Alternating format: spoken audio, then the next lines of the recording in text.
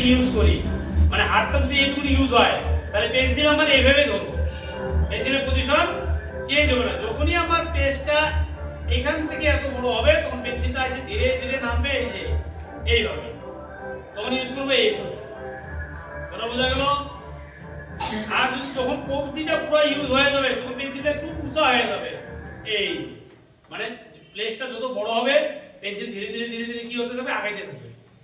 কথা বুঝছিস? আর পেন্সিল নিচে থাকলে এইভাবে আগাতে হবে, তখন এইভাবে। কথা বোঝা গেল? তাহলে একটা আকার হচ্ছে এটা পজিশন, মানে পেন্সিল কিভাবে ধরবো সেটা হচ্ছে সিস্টেম। মানে যখন তখন এইভাবে পেন্সিল ধরা যাবে না, ছোট খাতা এইভাবে ধরা যাবে না। যখনই আকারটা যখনই একটু বড় হয়ে যাবে, নর্মাল পেজের থেকে সাইজ বড়, এই সাইজের মনে কর, তাহলে আমি পেন্সিলটা তখন নিচে রাখবো।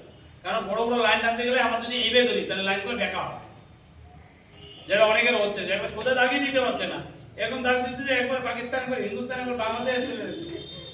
এরকম না তো, আমি যত বড় লাইন দেখ আমার লাইন সোজাই যাবে, তার জন্য আমাকে আঙ্গুল হাতের ব্যবহার করে শিখতে হবে। ঠিক আছে, চলো করো।